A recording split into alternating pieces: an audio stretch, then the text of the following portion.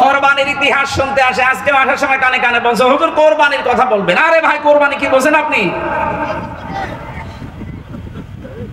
যার কাছ থেকে আপনি কোরবানি পেলেন তিনি আমাদের জাতির পিতা ইব্রাহিম আলাইহিস সালাম।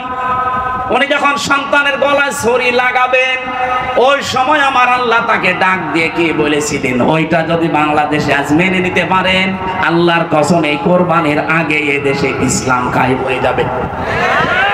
আর 22 দিন আছে, 22 দিনে কায়েম করা সম্ভব। আপনি একটু মিলান, ওটা আছে সূরা সাফফাতের ভেতরে আছে ফালাম্মা আসলামা ওয়া তাল্লাহু লিল জাবিন। ভালো করে খেয়াল করুন, আল্লাহ বলেন ফালাম্মা, অতঃপর যখন, আসলামা 2 বছর,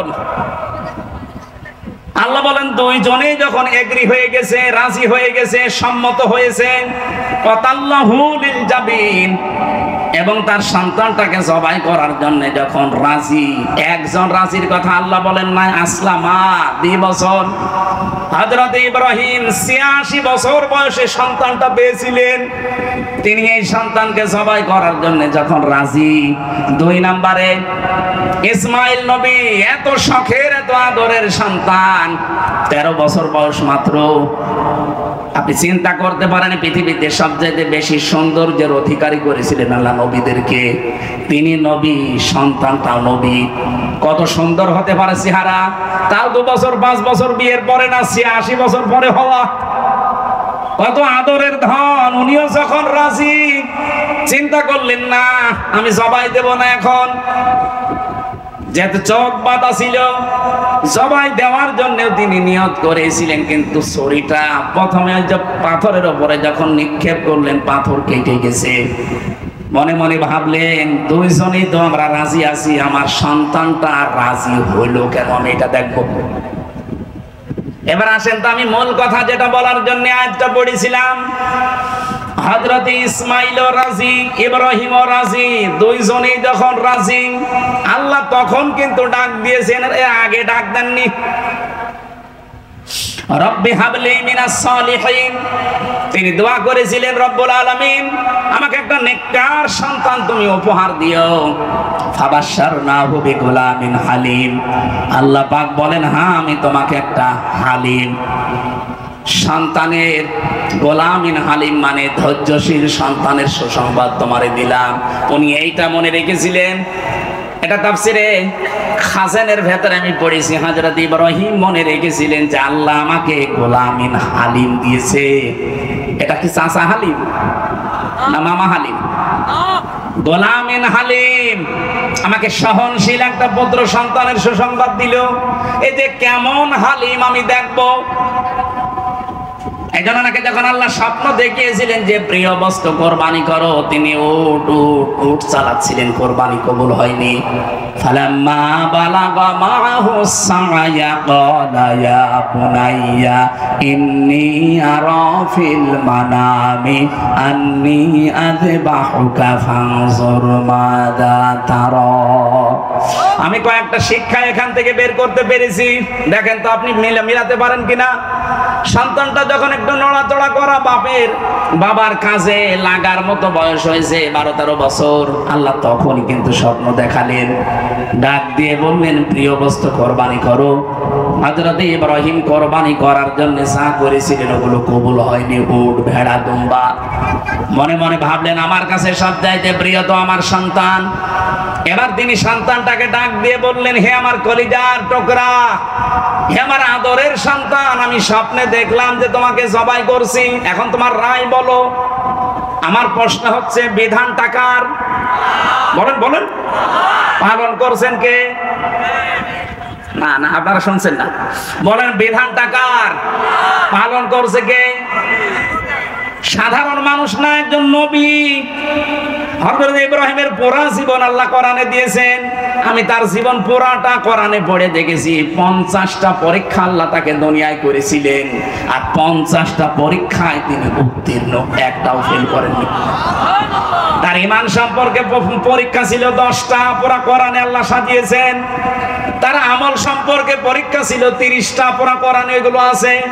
আর তারা এই যে 3.5 হাত বডির ভেতরে পরীক্ষা ছিল 10টা, ওইতে 30, এদিকে 10, এদিকে 10, 50টা।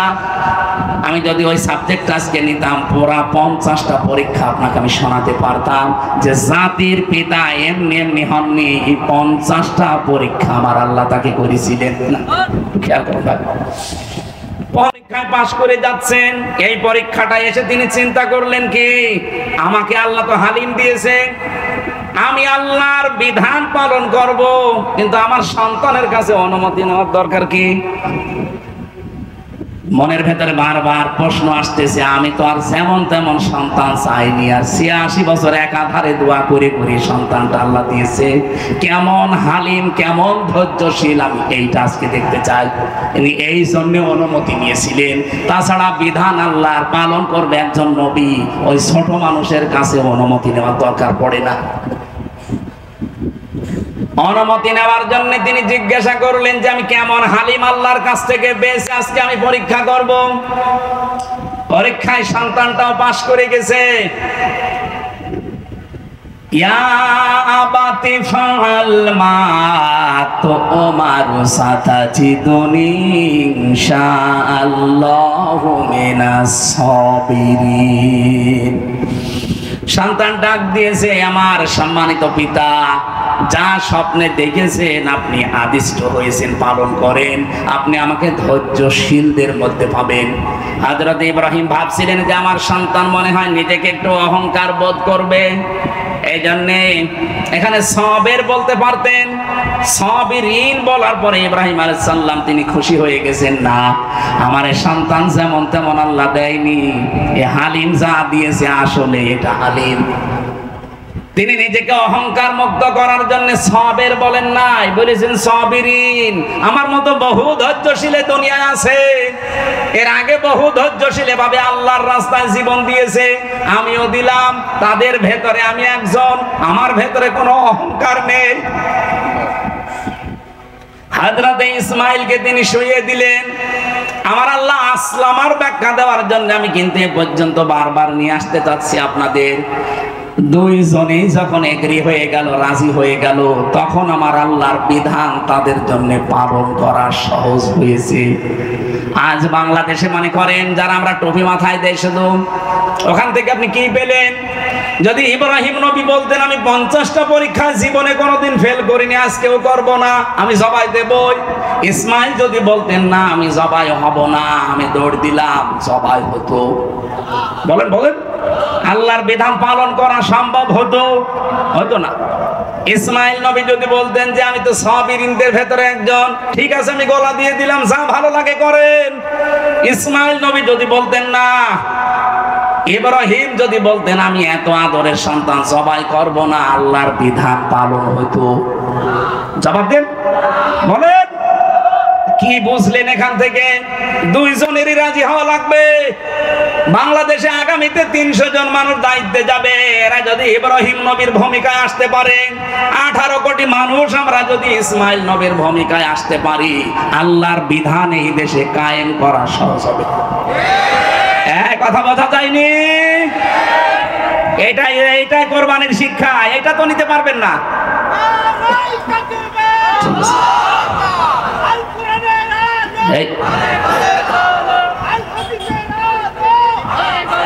আল্লাহ রাব্বুল আলামিন তাকে ডাক দিয়েছিলেন, অনাদাইনাহু আইয়া ইব্রাহিম قد صدقت الرؤيا إنا كذلك نجزي المحسنين।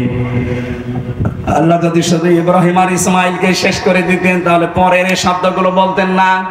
আল্লাহ সঙ্গে সঙ্গে ডাক দিয়েছেন, দুই বাপ বেটার যখন এগ্রি হওয়া, রাজি হওয়া, সমর্থন হওয়া, সম্মত হওয়া দেখে আল্লাহর এত পছন্দ হয়েছে যে ইব্রাহিমও রাজি, ইসমাইলও রাজি, যা তোদের আর লাগবে না এই কাজ করার, তোদের মন দেখে আমি আমার বিধানটা পূরণ করে দিলাম। আমার আল্লাহ পূরণ করার জন্য কি পাঠিয়েছিলেন? দুম্বা। বলেন বলেন, আরো জোরে বলেন। অনাদাইনাহু আইয়া ইব্রাহিম ক্বাদ সাদ্দাকতার রুইয়া। হে ইব্রাহিম, আমি তোমাকে ডাকলাম, তোমাকে যে স্বপ্ন দেখিয়েছিলাম তুমি স্বপ্নকে সত্যে রূপ দিয়েছো। তুমি শুধু না, ইন্না কাযালিকা নাজিজিল মুহসিনিন, কিয়ামত পর্যন্ত যারা মুহসিন বান্দা তাদেরকে আমি আল্লাহ এইভাবে পুরস্কার দেব। হয়তো 2732 জন মানুষ জীবন দিয়ে গেল এই বাংলাদেশের বৈষম্য দূর করার জন্য, এদের জীবন পর্যন্ত কোরবানি করে গেল। এখন যারা আসবেন দায়িত্বে, ইব্রাহিমের ভূমিকা পালন করা লাগবে। যারা আমরা এখন জনগণ বেঁচে আছি, অন্তত আমরাও কিন্তু এই 2732 জনের ভেতরে পড়ে যেতে পারতাম। আল্লাহ আমাদেরকে এখন ওর ভেতরে না ফেলে বাঁচিয়ে রেখেছেন। এই মুহূর্তে আহ্বান জানাচ্ছি, দল মত সব ভুলে যান, জাতি বর্ণ ধর্ম নির্বিশেষে ইসমাইল নবীর ভূমিকায় আসেন। আমার আল্লাহ তার বিধান এই দেশে কায়েম করে দেবে। আর যেহেতু সময় 22 দিন আছে, আমরা চাই এই 22 দিনের ভেতরে দেশটা যেন পরিবর্তন হয়ে যায়। ইব্রাহিম আর ইসমাইলের ভূমিকা আমরা যদি সত্যি দেখাতে পারি, আর এটা অত সহজও না, এজন্য আল্লাহ কাযালিকা নাজিজিল মুহসিনিন এটা দেওয়ার পরে জানিয়েছেন, ইন্না হাদা লাহুয়াল বালাউল মুবিন, অবশ্যই এটা সুস্পষ্ট বিশাল পরীক্ষা। এই বিশাল পরীক্ষা আমাদের সামনে যেহেতু চলে এসেছে, এই কঠিন পরিস্থিতিতে আমাদের উচিত হবে পৃথিবীতে সবচাইতে প্রিয় যেমন ইসমাইল ছিল, আমাদের জীবনেও সবচাইতে প্রিয় যা আছে সেগুলো সামনে এখন পেশ করা লাগবে। সূরা আলে ইমরানের 92 নম্বর আয়াতে সেইটাই আল্লাহ জানিয়েছেন, লান তানালুল বিররা হাত্তা তুনফিকু মিম্মা তুহিব্বুন, কখনোই নেকি পাবে না। এখানে লান তানালুল বিররা দিয়েছেন। বিররুন শব্দের অনেকগুলো অর্থ আমি পেয়েছি। বিররুন মানে নিজেকে সৎ কাজের জন্য বিলিয়ে দেওয়া। বিররুন মানে এটা জান্নাতের একটা বাগানের নাম। বিররুন মানে নেক কাজ। বিররুন মানে জনকল্যাণে নিজেকে সম্পৃক্ত করা। এটা ইবনে কাসিরের বর্ণনা বলছি। আল্লাহ বলেন কখনোই নেকি পাবে না, কখনোই জান্নাত পাবে না, কখনোই জান্নাতের পরিপূর্ণ নাজ নিয়ামত তোমার ভাগ্যে জুটবে না যতক্ষণ সবচাইতে প্রিয় জিনিস তুমি আল্লাহর জন্য না দেবে। এই পৃথিবীতে এখন আমাদের কাছে বলেন তো সবচাইতে প্রিয় জিনিস কি? যে যেখানে আছেন তার কাছে সবচাইতে প্রিয় হবে তার জীবনটা। কথা বলেন না কেন? বলেন বলেন।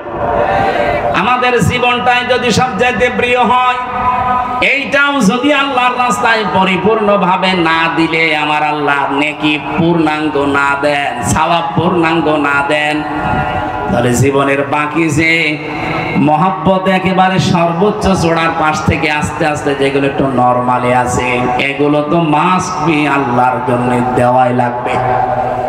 এই জন্য এখন থেকে আমার সময়, আমার চিন্তা ভাবনা সব কিছু কোরবানি করার জন্য প্র্যাকটিস করেন। যেহেতু মাত্র 22 দিন আছে, এবারের কোরবানি আর এই গত বছরের কোরবানির মতো যেতে দিতে চাই না। এমন কোরবানি করব বাংলাদেশে কোরবানি যেন ইতিহাস হয়ে থাকে।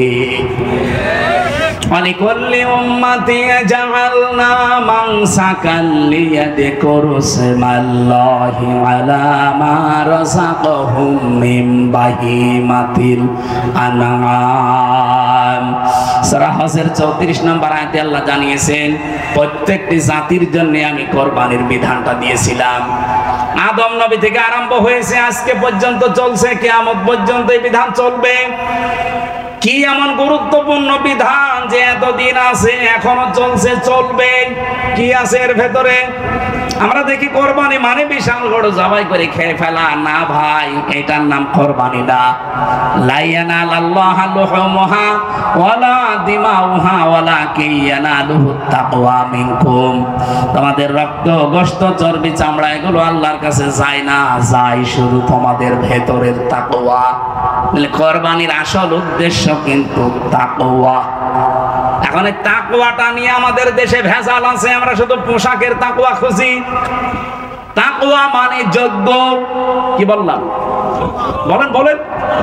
তাকওয়া মানে যোগ্যতা সম্পন্ন আপনাকে হওয়া লাগবে। সুতরাং এই দেশে যে যে জায়গায় আমরা আছি ওই জায়গায় আমাদেরকে যোগ্যতা সম্পন্ন হওয়া লাগবে, সৎভাবে। যতগুলো মানুষ আজ দায়িত্বে আছে এই দেশে, প্রায় 1628 জন মানুষ এখনো দায়িত্বে আছে। এ মানুষগুলো যদি যোগ্য হয় ওই জায়গায় এবং সৎ হতে পারে, আল্লাহর কসম সামনে দিন বিজয় কেউ আটকাতে পারবে না। আর এই তাকওয়া দরকার এখন সামনে এই কোরবানিতে। আপনি একেবারে সেই প্রথম দিন থেকে আরম্ভ করেন কোরবানি, নাকি বাড়ি চলে যাবেন? আরেকটু শোনা যাবে না? আল্লাহ যেহেতু মেন জিনিসটা, ভালোবাসার জিনিসটা না দিলে তিনি পরিপূর্ণ সওয়াব দেবেন না, আর কল্যাণ আপনাকে দান করবেন না।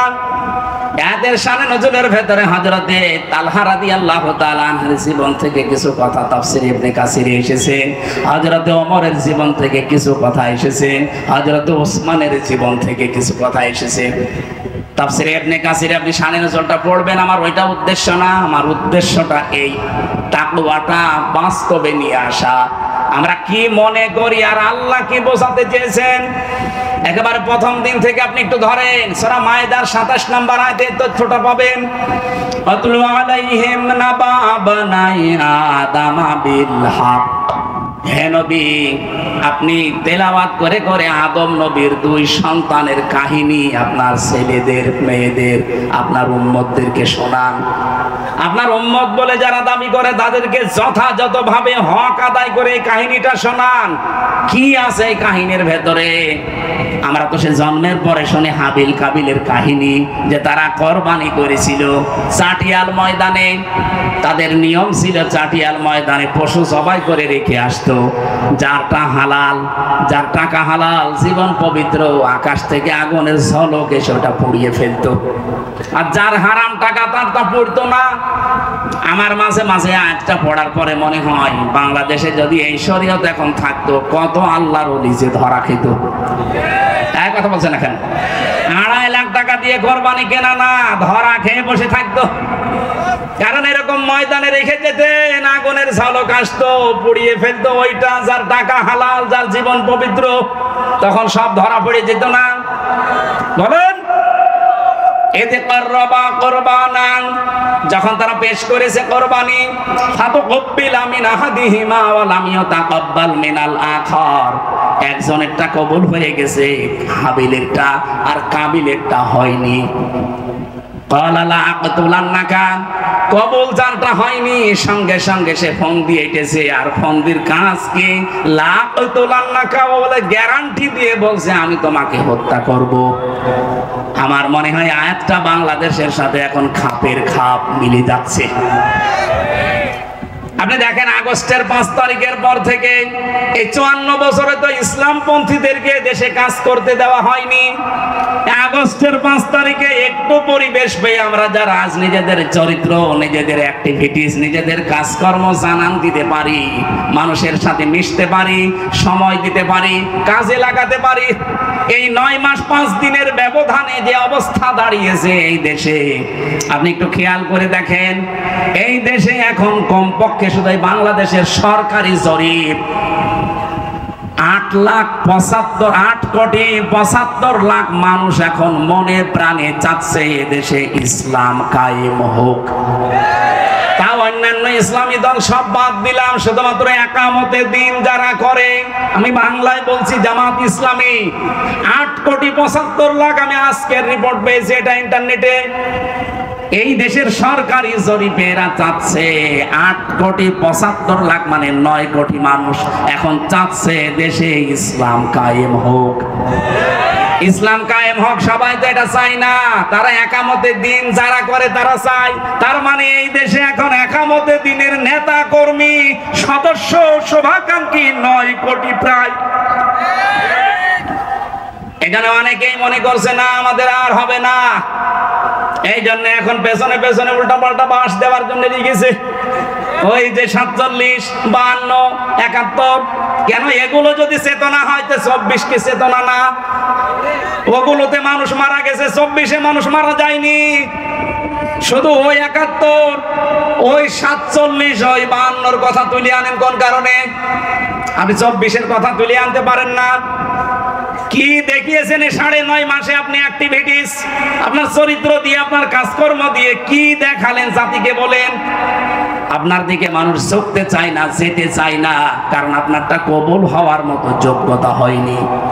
ওই দিন হাবিল বলেছিল কলা ইন্নামা, এখানে যারা গ্রামার বোঝে জিজ্ঞাসা করেন ইন্নার পরে যদি মা যুক্ত হয় তাহলে বাংলা অর্থ দাঁড়ায় কেবলমাত্র, শুধুমাত্র, একমাত্র, মূলত, হবেই হবে, এইটাই, এরকম 27টা 29টা অর্থ আছে। ইন্নার পরে মা দিয়ে হাবিল গ্যারান্টি দিয়েছে গলা ইন্নামা, ভাই আপনি আমাকে মেরে ফেলতে চান, আপনারটা কবুল হয়নি, আপনাকে মানুষ ভালোবাসে না, আপনার কাছে যেতে চায় না, এজন্য আপনি আমাকেই মেরে ফেলবেন, ফেলেন। কিন্তু এই পৃথিবীতে শুধুমাত্র মুত্তাকি যারা, ইয়াতাকাব্বালুল্লাহু মিনাল মুত্তাকিন, দুনিয়ায় যারা মুত্তাকি হবে তাদেরটাই শুধু আল্লাহ কবুল করছে এবং করবে। এজন্য ইয়াতাকাব্বালু এটা মোজারে, বর্তমান ভবিষ্যৎ, প্রেজেন্ট ফিউচার। ও বাংলার মুসলমানেরা যত ষড়যন্ত্র করেন বিভিন্ন দাদাদের পরামর্শ নিয়ে, আমরা জানি এখন কত মানুষ কত জায়গা থেকে ফাঁদে পড়েছে, তাদের চরিত্রের ফাঁদে পড়েছে, বিভিন্ন সংস্থার ফাঁদে পড়েছে, বিভিন্ন দাদার ফাঁদে পড়েছে। এর আগে যারা ফাঁদে পড়েছিল তারা এখন মরেছে, আপনিও মরবেন। আপনি যদি মোকাবেলা করতে চান চরিত্র দিয়ে করেন, কাজ দিয়ে করেন। এই কথা বলেন না কেন? যাদের নামে উল্টা পাল্টা দোষ দেন, আরে ভাই আমি কোরআন সামনে নিয়ে বলছি, একটা দোষ দেখান তো যে তারা বিড়ি খায়, তারা সিগারেট খায়, তারা জেনা করে, তারা মদ খায়, তারা মানুষের কাছে চাঁদাবাজি করে, টাকা পয়সা মেরে খেয়েছে, বোনের সম্পদ দেয়নি, একটা দেখাতে পারলে আমি আজকে থেকে কথা বলা বন্ধ করে দেবো। দেখান। আর যারা ওই কথা বলে তাদের চরিত্রের দিকে আপনি তাকান, কুকুরও তো নিচে নামে না।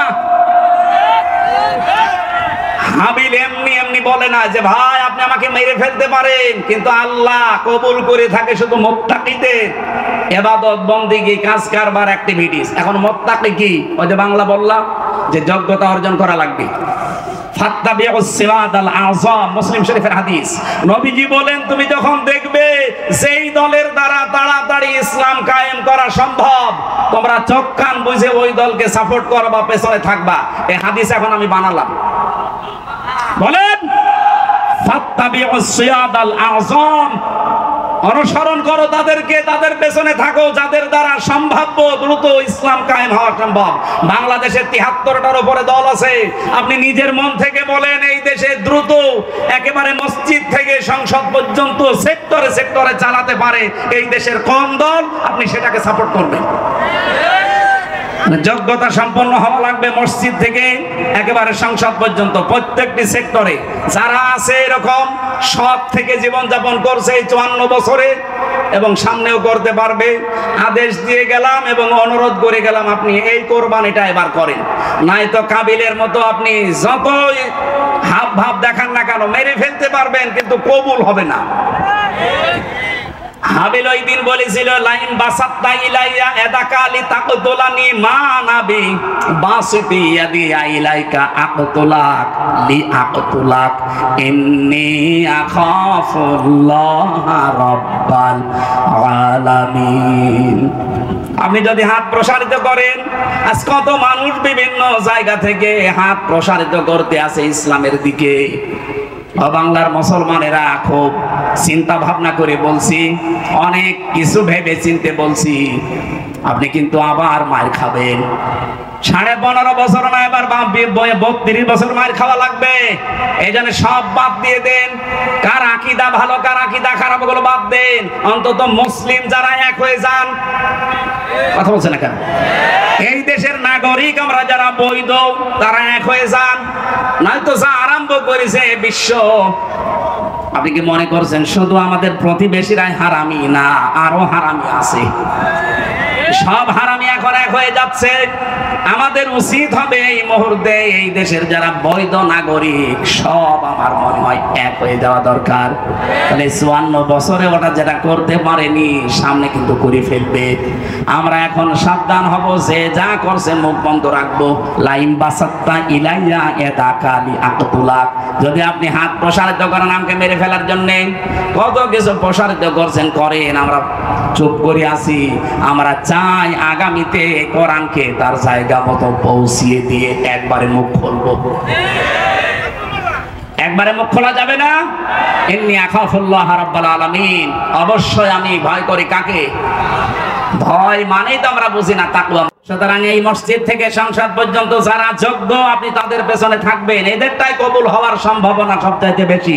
2 নম্বরে তাকওয়ার ব্যাখ্যা হচ্ছে নিষিদ্ধ কাজ আল্লাহ যেটা যেটা আছে শুধু ছেড়ে দেবেন না, ওটা ঘৃণা করে ছেড়ে দেবেন, এর নাম তাকওয়া। আল্লাহর নিষিদ্ধ কাজ এই দেশে আছে না? এই কথা বলে না কেন? এই যে মোবাইল, কম্পিউটার, ল্যাপটপ, টেলিভিশনে যারা এমন এমন জিনিস দেখেন যেটা অন্য দেখলে আপনার লজ্জা লাগে, নিজে নিজে দেখলে ভালো লাগে, আরাম লাগে, আনন্দ লাগে, এটা পাপ।